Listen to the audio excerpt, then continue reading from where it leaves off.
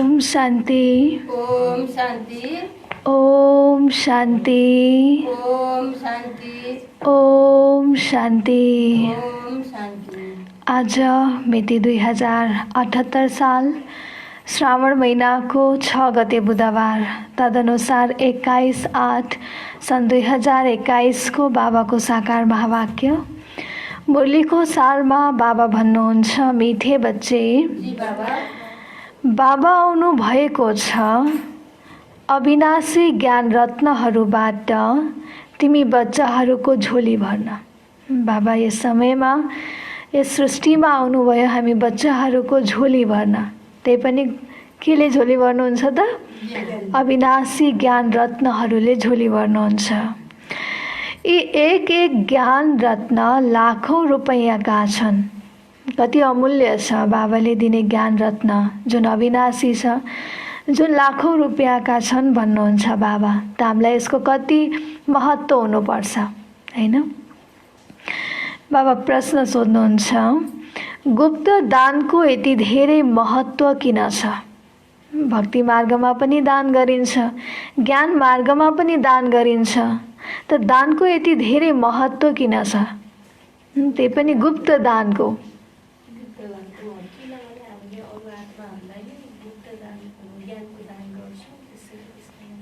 हामीले ज्ञान दान गर्छौँ, गुप्त दान गर्छौँ सङ्गम युगमा, त्यस कारणले गर्दा यसको महिमा छ। अरू के होला? लाइभमा जति पनि मुरली सुनेर बस्नुभएको छ, हजुरहरूले पनि आफ्नो कमेन्ट बक्समा यसको उत्तर लेखिदिनु होला। गुप्त दानको यति धेरै महत्त्व किन छ?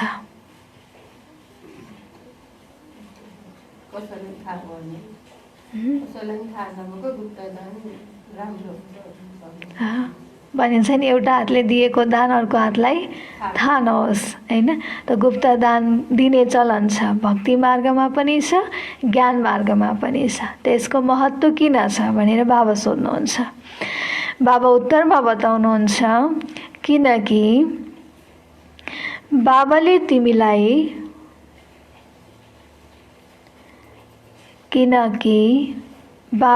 तिमीलाई अहिले गुप्त ज्ञान रत्नहरूको दान दिनुहुन्छ, हैन? यसलाई दुनियाँले जान्दैन। बाबा आएर जुन ज्ञान धन दान गर्नुहुन्छ, यसको बारेमा दुनियाँलाई थाहा छैन, त्यसकारणले गर्दा गुप्त छ। तिमी बच्चाहरूले यो ज्ञान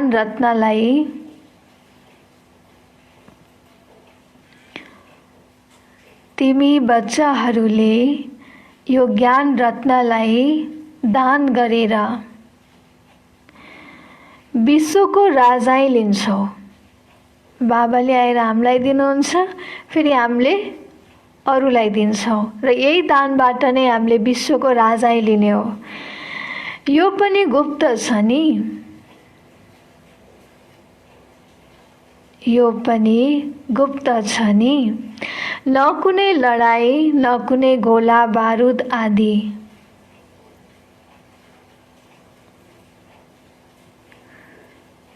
न कुनै लडाई, न कुनै गोला बारुद आदि, न कुनै खर्च। दुनियाँमा त सत्ता प्राप्तिको लागि कति धेरै खर्च गर्नुपर्छ, कति धेरैलाई आफ्नो बनाउनुपर्छ, त्यसको लागि पैसा कति धेरै खर्च गर्छन्, हैन? त बाबा भन्नुहुन्छ यो कति गुप्त छ। राजै कस्तो गुप्त तरिकाले हामीले प्राप्त गर्छौँ। बाबा आउनुहुन्छ, गुप्त रीतिले ज्ञान दान गर्नुहुन्छ, त्यो ज्ञान रत्नले हामीले झोली भर्छौँ, हैन? फेरि त्यही ज्ञान रत्नको झोलीले हामी फेरि अरूलाई दान गर्छौँ, र त्यो दानबाट नै हामीलाई फेरि राजाई मिल्छ। त्यो राजाई पनि के छ? गुप्त रूपले हामीलाई प्राप्त हुन्छ, हैन? त्यसकारणले गर्दा बाबा भन्नुहुन्छ यो गुप्त दानको धेरै महत्त्व छ। गुप्त रीतिबाट बाबाले तिमीलाई राजाई दानमा दिनुभयो, त्यसैले गुप्त दानको धेरै महत्त्व छ, हैन? हामी आउँछौँ, ज्ञान सुन्छौँ, पुरुषार्थ गर्छौँ, त्यसको बदलामा बाबाले हामीलाई सत्युगको राजाई दिनुहुन्छ, हैन? यो सबै के छ त? गुप्त छ। त्यसकारणले गुप्त दानको धेरै महत्त्व छ भन्नुहुन्छ बाबा। डबल ओम शान्ति। बाबाले आज डबल ओम शान्ति भन्नुभएको छ। त एक शिव बाबाले भन्नुहुन्छ, अर्को ब्रह्मा दादाले भन्छन्। दुईचोटि ओम शान्ति, एउटा शिव बाबाको तर्फबाट, अर्को ब्रह्मा दादाको तर्फबाट। दुवैको स्वधर्म हो शान्ति, दुवै शान्ति धाम निवासी हुन्। तिमी बच्चाहरू पनि शान्ति धाम निवासी हौ। निराकार देशका निवासी आएका छौ साकारी देशमा पाठ खेल्न, किनकि यो ड्रामा हो नि हैन। हामी सबैको घर त एउटै हो, शान्ति धाममा नै छ। हामी यो सृष्टिमा आयो आफ्नो आफ्नो पाठ खेल्नको लागि। कसैले के पाठ खेलेको छ, कसैले कस्तो पाठ खेलेको छ। त जस्तो लौकिकमा पनि के हुन्छ, कतै हामी विदेश अथवा कुनै ठाउँमा रोजगारको लागि गएका छौँ, बिजनेस गरेका छौँ हैन। बिजनेसको क्रममा आफ्नै गाउँको कोही भेट्यो भने के लाग्छ? प्यारो लाग्छ, आफ्नै जस्तो लाग्छ नि। हुन त गाउँको हो, तर पनि एउटै गाउँको रहेछ, एउटै ठाउँको रहेछ भनेर माया लाग्छ, प्यारो लाग्छ, खुसी लाग्छ। हजुर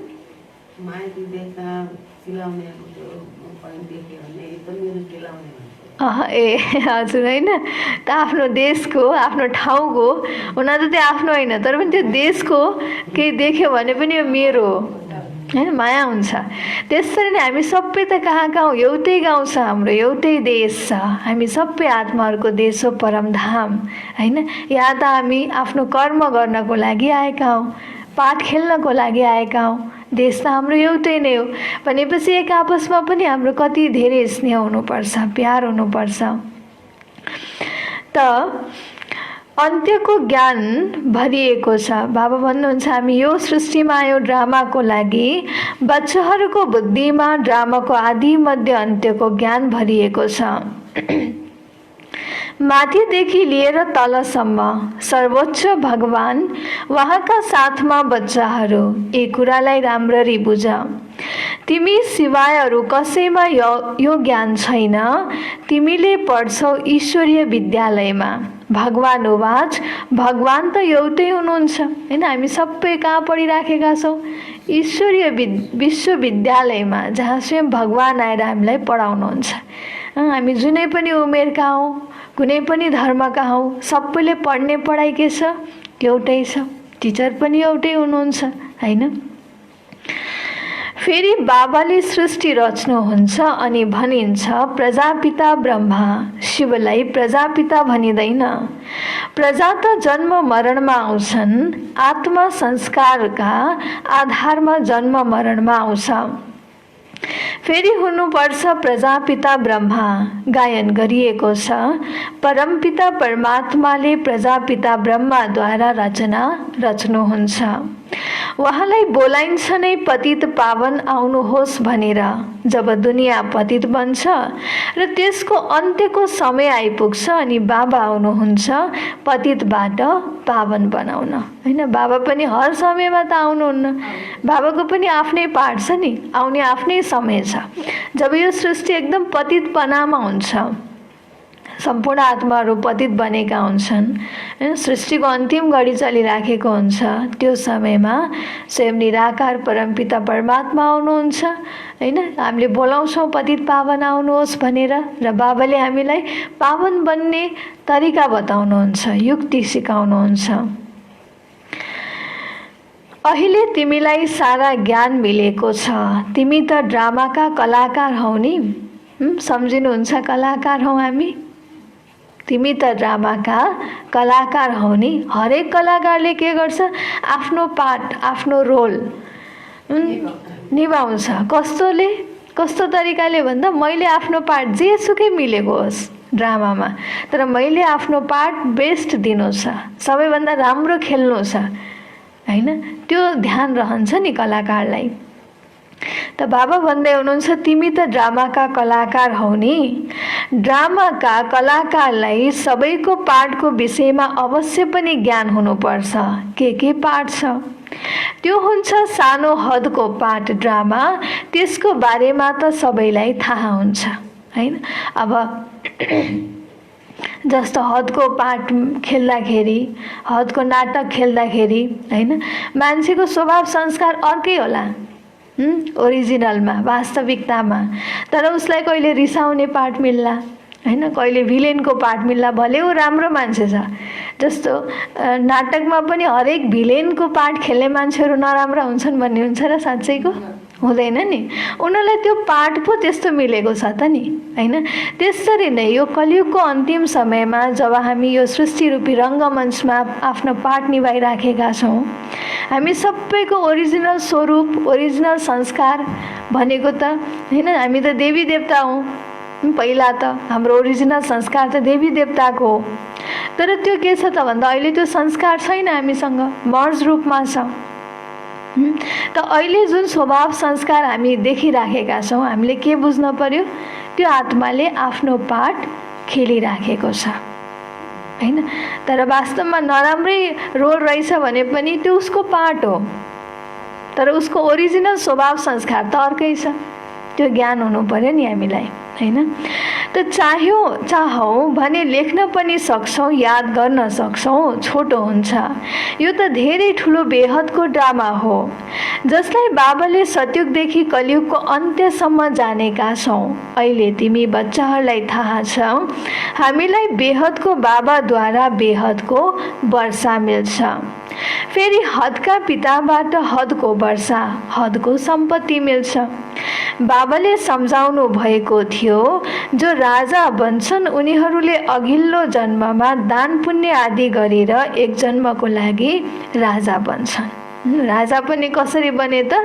दान पुण्य गरेको कारणले नै राजा बने हैन। यस्तो होइन, उनीहरू अर्को जन्ममा पनि बन्छन्। तिमी जो सतयुगमा राजा महाराजा थियौ, यस्तो नसम्झ तिम्रो राजै गुम हुन्छ। फेरि जब भक्ति मार्ग हुन्छ त्यसपछि मात्रै उनीहरूले धेरै दान पुण्य गर्छन् अनि उनीहरू पनि राजैमा जान्छन्। तर फेरि तिनीहरू हुन्छन् भिखारी राजाहरू। तिमी नै जो पूज्य थियौ, तिमी नै फेरि पुजारी बनेका हौ।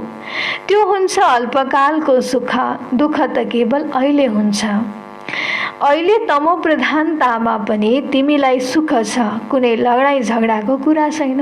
हेर्नु त, यसो विचार गर्दा कलियुगको अन्तिम समयमा, यो यस्तो अन्तिम समयमा दुःख जुन चरम सीमामा छ, यस्तो समयमा पनि बाबा मिल्नु, बाबाको ज्ञान मिल्नु, यति राम्रो परिवार मिल्नु, यति राम्रो जीवन मिल्नु, यो धेरै ठुलो भाग्यको कुरा होइन त?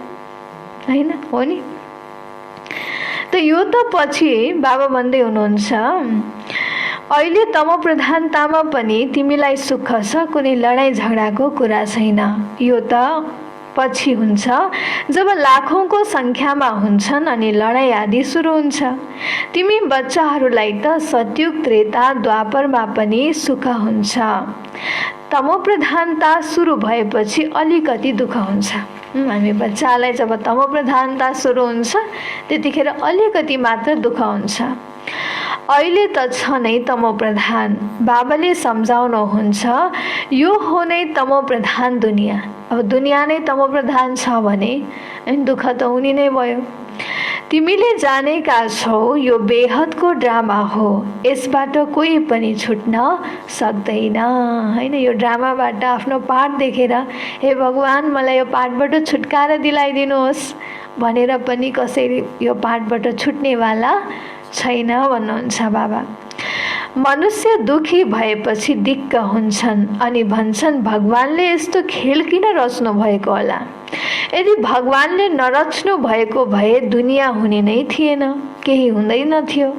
रचिता र रचना त हुन्छन् नि, यसको विस्तार पनि छ। सतयुगदेखि कलियुग अन्त्यसम्म अब थोरै दिन बाँकी छ।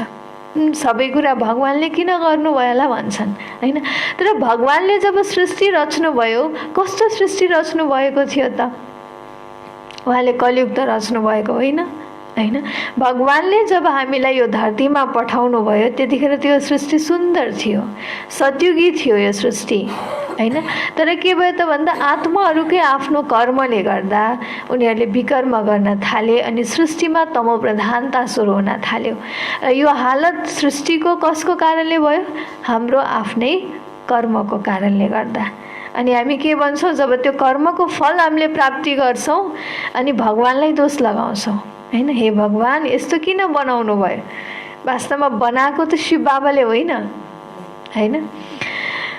त बाबा भन्नुहुन्छ अब केवल थोरै दिन बाँकी छ, तिमीले पनि यथार्थमा देख्छौ, पहिलेदेखि त देखाउँदिन।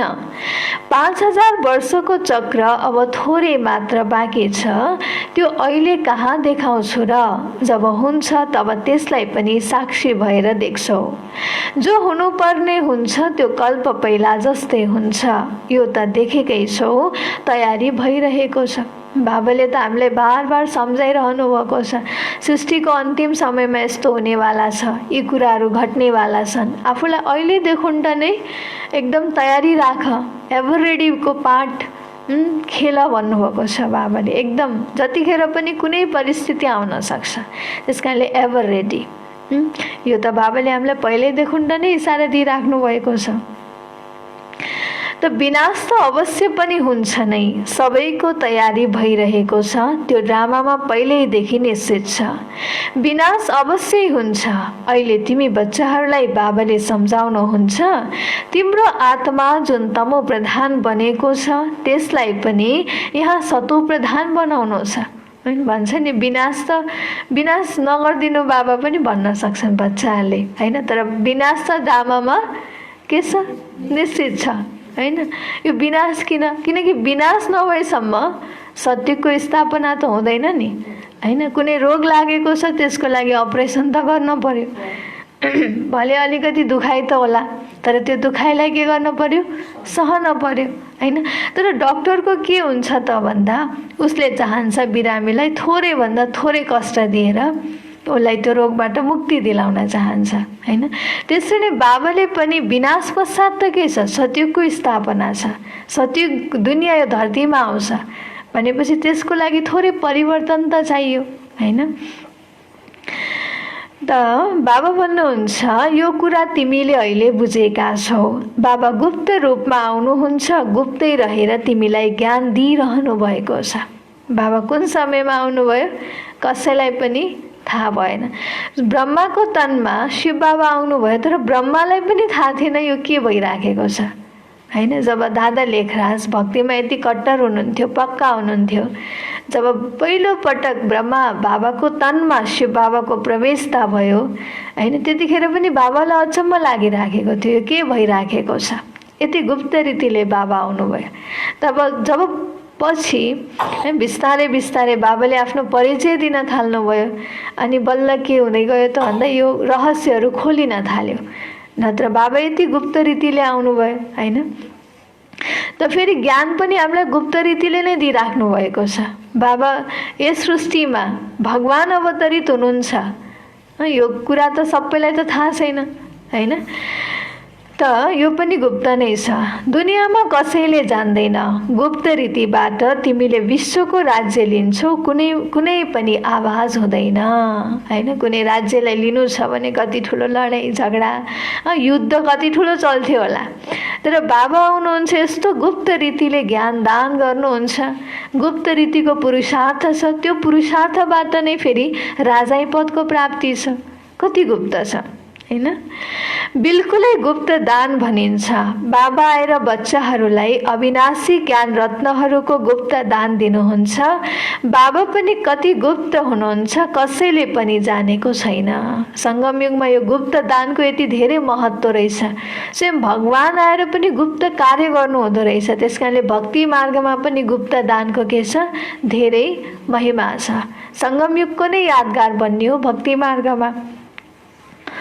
त यी सबै कहाँ जान्छन्? ब्रह्मकुमार कुमारीहरूले के गर्छन् केही बुझ्दैनन् हैन। सबैजना कहाँ जान्छन्, के गर्छन्, योग गर्ने भन्छन्, मुरली क्लास भन्छन् हैन, के गर्छन् कहाँ जान्छन् केही पनि थाहा छैन।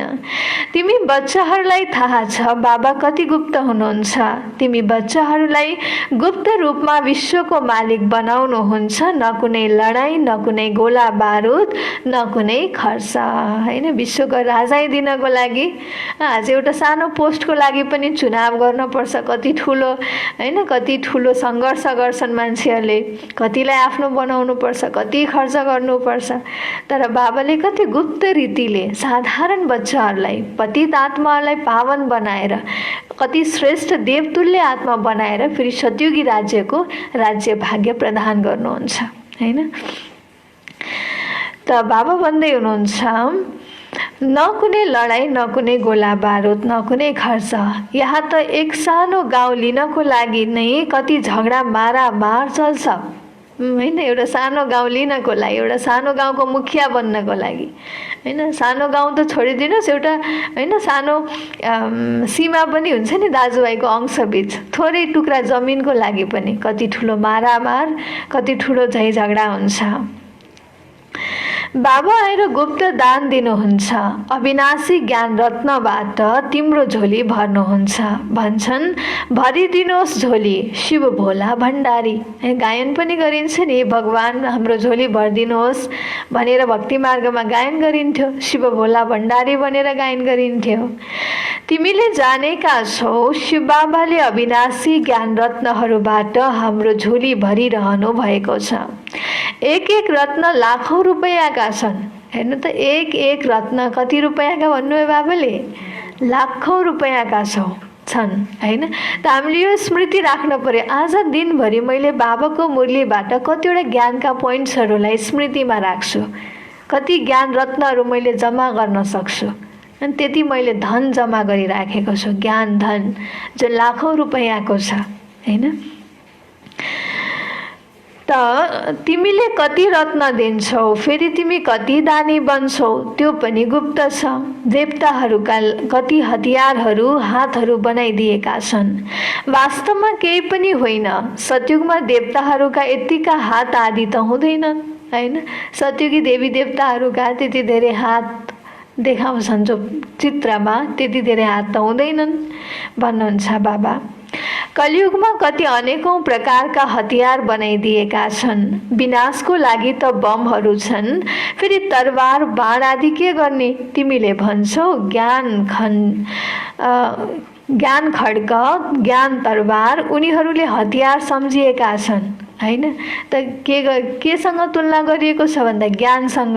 तर पनि फेरि देवी देवताको हातमा के देखाइयो? तरवार खड्ग देखाइयो हैन। तर विनाशको लागि त के छ? फेरि बम बारुदहरू छन्। अब त्यो तरवारले के गर्ने? अहिले त संसारको एउटा कुनामा बसेर अर्को कुनामा रहेको देशलाई ध्वस्त पार्छु भने पनि सकिन्छ हैन। भनेपछि त्यो तरवार, त्यो खड्गले के गर्ने त भन्नुहुन्छ बाबा। त्यो वास्तवमा ज्ञानसँग तुलना गरिएको हैन। वास्तवमा केही पनि होइन। तिमीलाई त गुप्त दान मिल्छ, तिमीले फेरि सबैलाई गुप्त दान दिन्छौ। तिमीले जानेका छौ बाबाले हामीलाई श्रीमत दिइरहनु भएको छ। श्रीमत हो नै भगवानको। हामीलाई श्रीमत स्वयं बाबाको, भगवानको मिलेको छ। तिमीले जानेका छौ हामी आउँछौ नरबाट नारायण बन्न। तिमीलाई सर्वगुण सम्पन्न, 16 कला सम्पूर्ण दैवी गुणधारी भनिन्छ। दैवी गुण केवल देवी देवताहरूमा हुन्छ, फेरि कला कम हुँदै जान्छ। जसरी सम्पूर्ण चन्द्रमाको प्रकाश धेरै उज्यालो हुन्छ, फेरि कम हुँदै जान्छ। कम हुँदा हुँदा एकदम सानो घेरा बच्छ हैन। बाबा के भन्नुहुन्छ?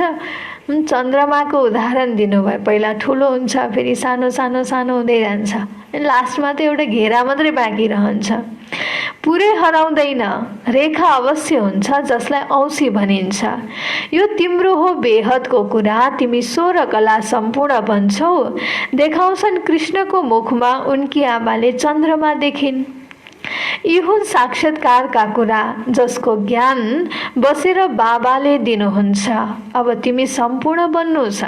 हाम्रो तुलना गरिएको छ हैन। पहिला हामी नै 16 कलाले सम्पूर्ण थियौँ, सम्पूर्ण अवस्थामा थियौँ हामी। तर फेरि बिस्तारै बिस्तारै कला पनि कम हुँदै गयो हैन। मायाको सम्पूर्ण ग्रहण लागेको छ, गएर लकीर मात्र बच्छ, सिँढी झर्दै आएका छौ हैन। जब ग्रहण लाग्छ, ग्रहणले त हरेक कुरालाई छेकिदिने भयो हैन। त्यसरी नै हामीलाई पनि मायाको ग्रहण लागेको छ भन्नुहुन्छ बाबा। सबैले सिडी झर्नै पर्छ अनि मात्र सबै फर्केर जान्छौ। तिमी त अहिले थोरै छौ, बिस्तारै बिस्तारै वृद्धि हुन्छ। परिवार त सानो छ तर बिस्तारै बिस्तारै वृद्धि हुँदै जान्छ भन्नुभएको छ बाबाले। पढाइमा धेरै पास हुँदैनन्, तिम्रा सेवा केन्द्रहरू पनि बिस्तारै बिस्तारै वृद्धि हुँदै जान्छन्। पढाइमा बाबा के भन्नुभयो, धेरै पास हुँदैनन्, त्यस कारणले गर्दा पढाइलाई धेरै मेहनत गर्नुपर्छ हैन, पढाइ बिना त केही पनि हुँदैन। समय नजिक आएपछि फेरि सम्झन्छन् यिनीहरूमा के छ। जब विनाशको समय नजिक आउँछ अनि उनीहरूलाई पनि दुनियाँका आत्माहरूलाई पनि लाग्छ यिनीहरूमा के छ यस्तो। दिन प्रतिदिन वृद्धि हुँदै जान्छ। अहिले भन्छन् हामीले सम्झेका थियौँ यिनीहरू कहिलेसम्म चल्छन्, छोडिदिन्छन् हैन। यस्तो ज्ञान छ, यस्तो धारणा छ, यसरी हिँड्नुपर्छ, कहिलेसम्म चल्ला नि त नि हैन। अलि दिन त होला, अलि महिना त होला, अलि वर्ष त होला, त्यसपछि फेरि सक्दैनन्, छोडिदिन्छन् भन्ने सम्झन्छन्। सुरुमा यही डरले धेरै भागे। यज्ञको सुरुवातमा पनि यही डरले, के चल्न सकिएला र भन्ने डरले यज्ञमा आएर पनि के गरे त, धेरैले बाबाको हात छोडे।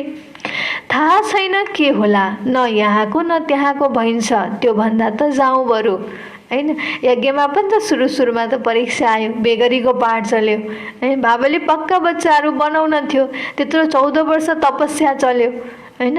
त किनभने संसारमा यत्रो बाबाले बेहदको सेवा फैलाउनु थियो, संसार परिवर्तन गर्नको लागि त त्यति शक्तिशाली आत्माहरू चाहिए नि त हैन। त्यसकारणले गर्दा त्यो बेलामा पनि के भयो, काटछाट भयो है। र कतिलाई के सङ्कल्प उठ्यो भने यज्ञमा पनि यस्तो सिचुएसन चलिरहेको छ, यस्तो परिस्थितिहरू चलिरहेको छ हैन, कतै हामी न भित्र न बाहिर त हुने होइनौँ भनेर के गरेर त त्यो समयमा पनि कतिले बाबाको हात छोडेर गए, भागेर गए। फेरि ती मध्येबाट फर्केर आउँदैछन्। त्यो समयमा भागेर गए तर फेरि के लाग्यो, होइन दुनियाँ भन्दा त जे जस्तो परिस्थिति भए पनि बाबाको घर नै सर्वश्रेष्ठ स्थान हो भनेर फेरि कति त फर्केर आए। बाबाले बसेर कति सहज रीतिसँग सम्झाउनुहुन्छ, यी अबलाहरू अहिल्याहरूलाई कुनै मेहनत गराउनुहुन्न, यिनीहरूको पनि उद्धार त हुनु नै छ। भन्छन् मैले त केही पढे लेखेकी छैन, बाबा भन्नुहुन्छ केही नपढेकी भए धेरै राम्रो हुन्छ हैन। कतिपय माताजीहरूले भन्नुहुन्छ नि, अहिल्या कुब्जा बाबा त हरेक आत्माको उद्धार गर्नको लागि आउनुभएको छ। बाबाको नजरमा त हरेक आत्माहरू उहाँका सन्तान हुन् नि त हैन, त सबैको उद्धार गर्नुहुन्छ। कतिपय माताजीहरूले के भन्नुहुन्छ, दिदीबहिनीहरूले के भन्नुहुन्छ, म त पढे लेखेको छैन भनेर बाबासँग कुरा गर्नुहुन्छ। त बाबा के भन्नुहुन्छ, नपढेको भए त धेरै राम्रो हैन, बुद्धिमा ती अनेक चिजका ज्ञानहरू त छैनन्, त्यस कारणले गर्दा बुद्धिमा बाबाको ज्ञान त भर्न मिल्यो हैन, बाबाको ज्ञान त अडिने भयो भन्नुहुन्छ बाबा। स्टोरेज क्यापेसिटी के भयो, धेरै भयो हैन। त बाबा भन्दै हुनुहुन्छ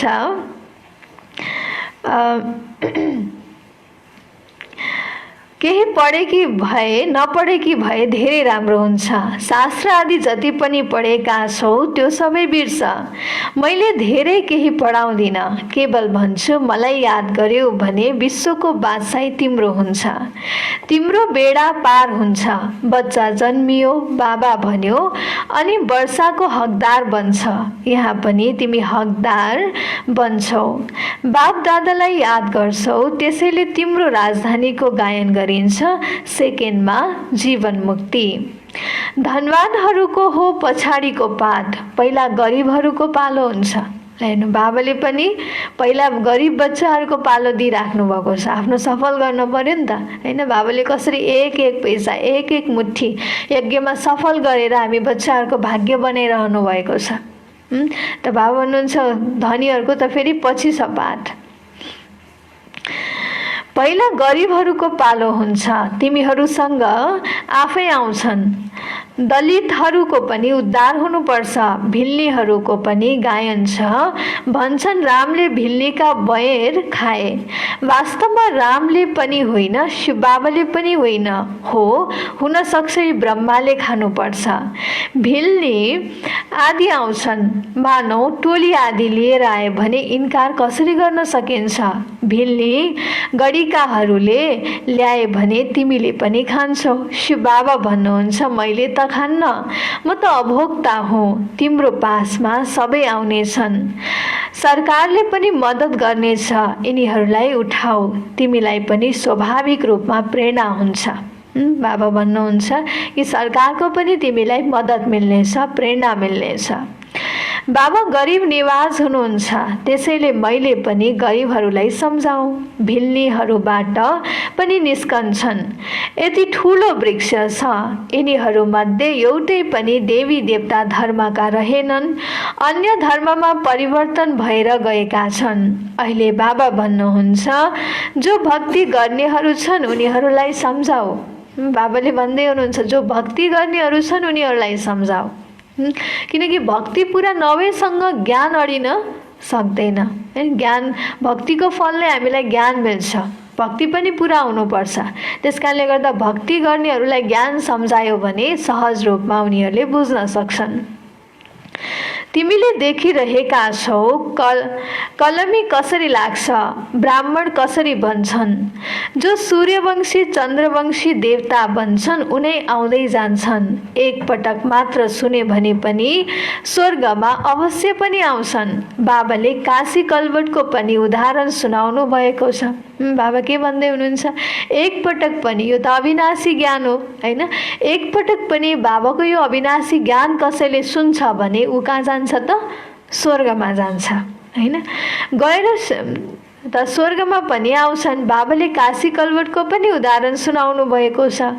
गएर शिवमाथि बलि चढ्थे। बलि चढ्नु भनेको अर्थ के त भन्दा बाबामाथि पुरा रूपमा समर्पण हुनु। बाबाले जे भन्नुहुन्छ, जे श्रीमत दिनुहुन्छ त्यो अनुसार आफ्नो जीवनलाई अगाडि बढाउनु। तर के भयो त भन्दा आफ्नो यो शरीरलाई लगेर फेरि काशी कल्वट शिवमाथि बलि चढे। उनीहरूलाई पनि केही त मिल्नुपर्छ, तिमी पनि बलि चढ्छौ, पुरुषार्थ गर्छौ राजाईको लागि। भक्ति मार्गमा राजाई त हुँदैन, फर्केर कोही पनि जान सक्दैन। अनि के हुन्छ? उनीहरूले जुन पाप गरेका छन् त्यसको सजाय भोगेर चुक्ता गर्छन्। फेरि सुरुबाट जन्म हुन्छ, पछि पाप सुरु हुन्छ। रहने त सबै यही हो। नम्बर 1 मा तिमी नै छौ। तिमीले नै 84 जन्म भोग्छौ। सबैलाई सतो रजो तमोमा आउनु नै पर्छ। हरेक आत्मालाई सतो रजो तमो यो स्टेजमा आउनु नै पर्छ। बाबा भन्नुहुन्छ यति बेला सारा मनुष्य सृष्टिको वृक्ष जीर्ण भएको छ। मनुष्य त बिल्कुलै घोर अन्धकारमा कुम्भकर्णको निन्द्रामा सुतेका छन् हैन। सृष्टिमा कुन समय चलिराखेको छ, के भइराखेको छ? स्वयं निराकार परमज्योति परमात्मा धरतीमा आएर कत्रो महान कार्य गरिसक्नुभयो, त्यो कुरा कसैलाई पनि थाहा छैन हैन।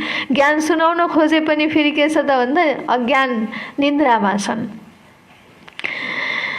त एउटा मात्र कुम्भकर्ण होइन, अनेक छन्। तिमीले जति सम्झाए पनि सुन्दैनन्, जति भने पनि बाबाको ज्ञान जति दिए पनि उनीहरूलाई के लाग्छ त दुनियाँको रमझममा नै उनीहरू मस्त छन् हैन। सुनिन्जेल एउटा कानले सुन्यो फेरि अर्को कानले उडाइदियो, छैन हैन। जसको पाठ छ उनैले पुरुषार्थ गर्छन् र उनै माता पिताको दिलमा चढ्छन्। तख्त नसिन पनि उनै बन्छन्। कति बच्चीहरूले सोध्छन् बाबा बच्चाहरूलाई हप्काउनु पर्छ। बाबा भन्नुहुन्छ त्यसको त्यति पाप लाग्दैन हैन। सानो सानो बच्चाहरू हुन्छन्, चञ्चल स्वभावका हुन्छन्, उनीहरूलाई केही भन्नुपर्छ, गाली गर्नुपर्छ, के गर्ने? त बाबा भन्नुहुन्छ त्यसको त्यति धेरै त्यति पाप लाग्दैन। तिमीले पुकार्छौ हामी पतितलाई पावन बनाउनुहोस्। बाबाले पनि भन्नुहुन्छ काम महाशत्रु हो, यस्तो भनिँदैन क्रोध शत्रु हो। विकारलाई पनि कामलाई महाशत्रु भनिएको छ, तर क्रोधलाई फेरि महाशत्रु भनिएको छैन। माताहरूमा त्यति हुँदैन, पुरुषहरूले धेरै लडाइँ गर्छन्। अहिले बाबाले तिमी माताहरूलाई अगाडि राख्नु भएको छ। वन्दे मातरम, हैन? बाबाले आएर ज्ञानको कलश कसलाई दिनुभयो? माताजीहरूलाई, हैन? त बाबाले पनि आएर सबभन्दा पहिला तिम्रा पति गुरु ईश्वर हुन्। के भनिदिन्छन् त मातालाई? जब विवाह हुन्छ एउटा, हैन, नारीको विवाह भएपछि तिम्रो लागि ईश्वर पनि उही हो, पति पनि उही हो, सम्पूर्ण चिज उही नै हो भनेर भनिदिन्छन्। उनको मतमा चल्नुपर्छ, उसले जे भन्छन् त्यही मान्नुपर्छ, हैन? आफ्नो जीवन नै उसको लागि हो भन्छन्। लगन गाँठो बाँधेपछि तुरुन्तै पतित भन्छन् यस्तो ईश्वर मिल्नु भयो।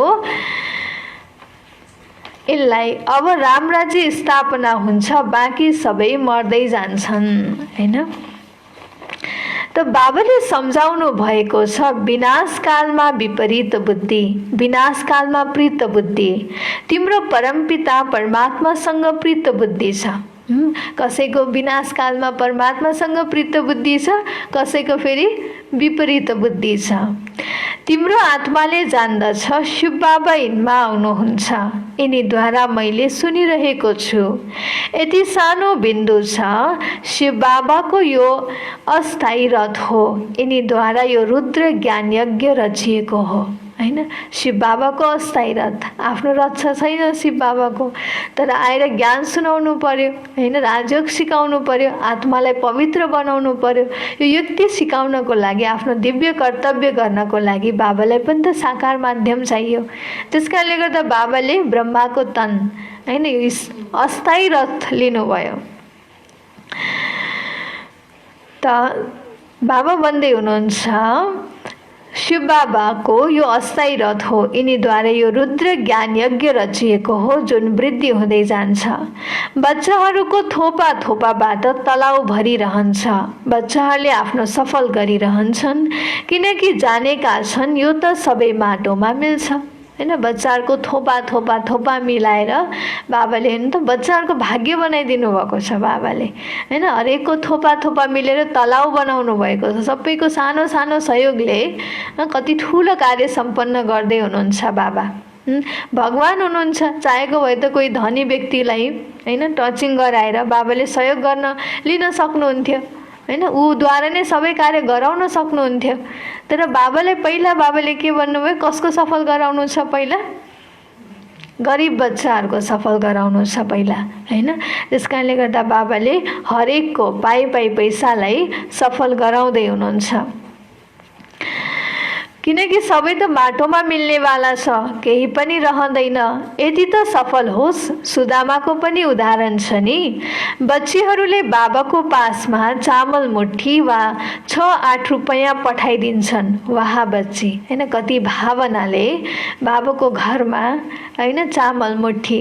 हरेक दिन जब आफ्नो खाना बनाउने बेला हुन्छ, पहिला शिव बाबालाई सम्झेर, ल यो बाबाको घरको लागि, यो बाबाको लागि भनेर कति प्रेमसँग, कति भावनापूर्ण, हैन, माताजीहरूले त्यो छुट्याउनुहुन्छ भने त्यसको कति रिटर्नमा मिल्ला।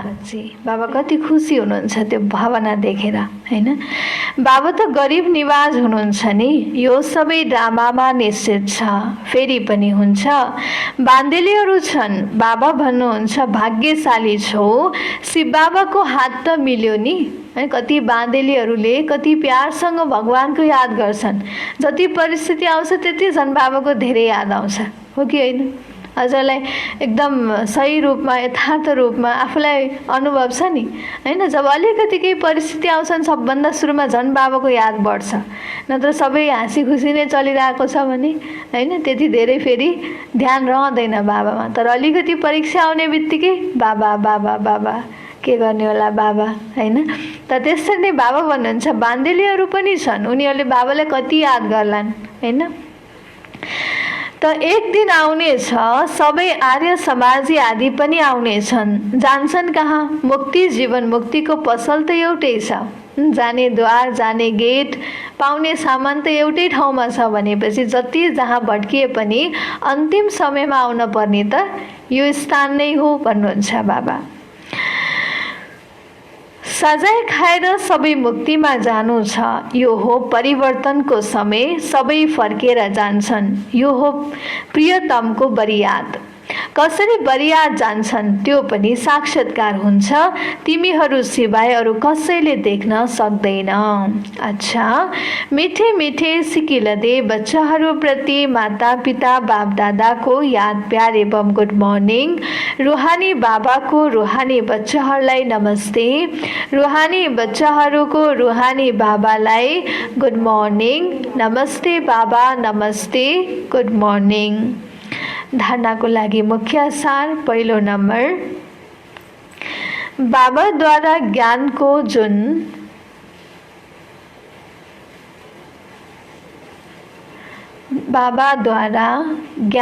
जुन गुप्त दान मिलेको छ,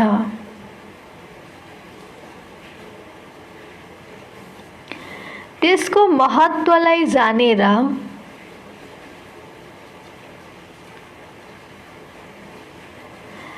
आफ्नो झोली ज्ञान रत्नहरूबाट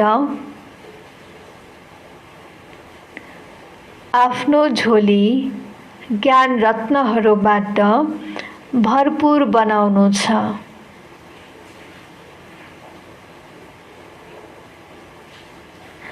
सबैलाई गुप्त दान दिँदै जानु छ।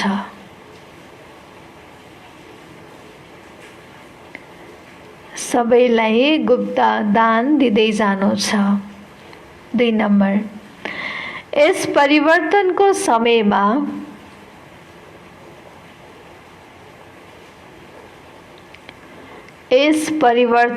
समयमा फर्केर जानु छ।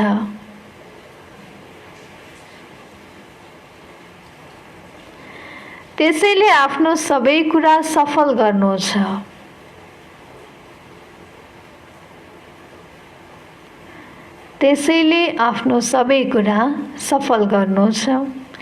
प्रीत बुद्धि बन्नु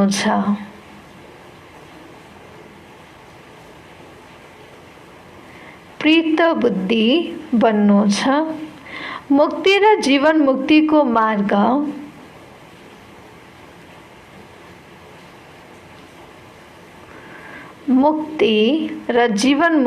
मार्ग सबैलाई बताउनु छ।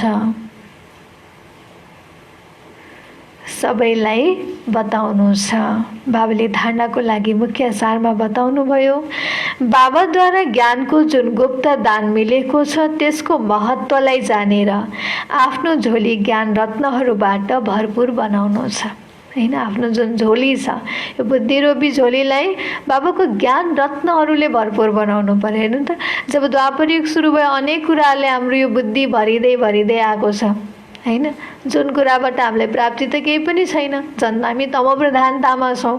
हैन, त्यसकारणले गर्दा आफ्नो बुद्धिलाई क्लियर बनाएर बाबाले जुन ज्ञान रत्नहरू दिनुभएको छ ती रत्नहरूले आफ्नो झोलीलाई भर्नु पर्यो।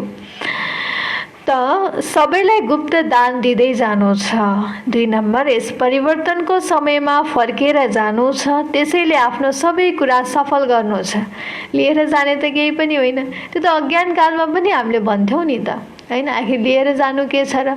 जति ठुलो धन सम्पत्ति घर गाडी वैभव जे भए पनि आखिर छोडेरै जाने हो भन्थ्यौँ। हैन, त्यसकारणले गर्दा यो सबै कुरा हामीसँग हुँदैखेरि अहिले त्यसलाई के गर्नु छ त? सफल गर्नु छ।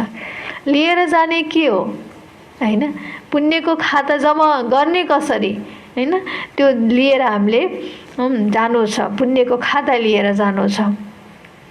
त प्रीत बुद्धि बन्नु छ, मुक्ति र जीवन मुक्तिको मार्ग सबैलाई बताउनु छ। आज बाबा हामीलाई वरदान दिनुहुन्छ। आजको ईश्वरीय वरदान, सत्यताको शक्तिद्वारा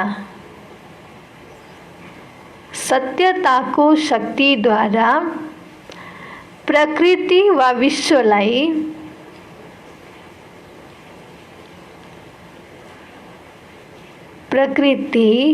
विश्वलाई सतो प्रधान बनाउने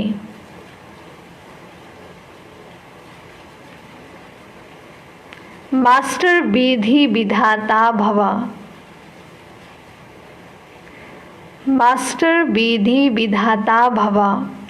सत्यताको शक्तिद्वारा प्रकृति वा विश्वलाई सतोप्रधान बनाउने मास्टर विधि विधाता भव। स्पष्टीकरण: जब तिमी बच्चाहरूले सत्यताको शक्तिलाई धारण गरेर मास्टर विधि विधाता बन्छौ अनि प्रकृति सतोप्रधान बन्दै जान्छ, युग सतयुग बन्छ, सबै आत्माले सद्गतिको तकदीर बनाउँछन्, तिम्रो सत्यता पारस समान हुन्छ। हेर्नु त, हाम्रो पुरुषार्थमा पनि कति ठुलो राज लुकेको छ।